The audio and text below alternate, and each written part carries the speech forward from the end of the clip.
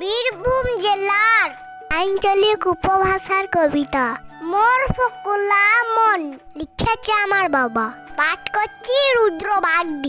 ভোরের বেলায় ঝুঁচকি আলায় মনটা আমার মোর ফকুলা, জামের ফুলের গন্ধ মেখে ফুরফুর করে বইছে বাতাস।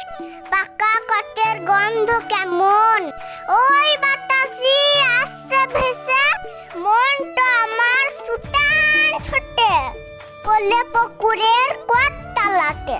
দূর থেকে ওই আসছে ভেসে টহলদারের রায় জাগো গান। শালবনির ওই হুরল জলে ঢেউ তালে দুলে দুলে তেঁতুল ফুল আর ঝরা পাতা নাচছে কেমন সাঁওতালি নাচ।